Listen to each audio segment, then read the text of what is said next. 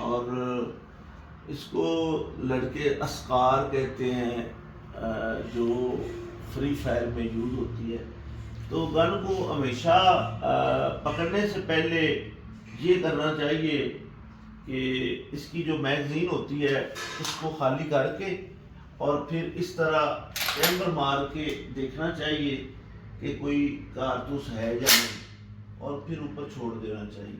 अब घोड़ा दबाएं, घोड़ा दबा के अब आप दोबारा मैगज़ीन लगा दें। तो ये इसका जो है ना, ये राइट तरीका है कि गन की शेप आप देखें, मतलब ये 36 लाख रुपए की गन आती है, और इसको फ्री फायर और उसमें भी दिखाते हैं। तो बच्चे जो ही ये गन देखते हैं ना तो वो कहते हैं ये फ्री फायर वाली है।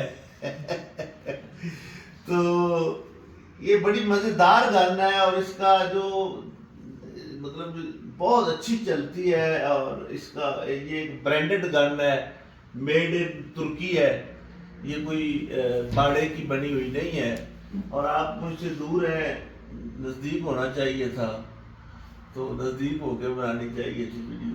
लेकिन ये जो है ना, ये देखें आप चारों तरफ से, ये यहाँ पर ये निशाने का जो है, इस मक्खी को इस मक्खी के साथ जब हम जोड़ेंगे और जहां पर टारगेट करेंगे वहीं पे लगेगा। तो थैंक यू।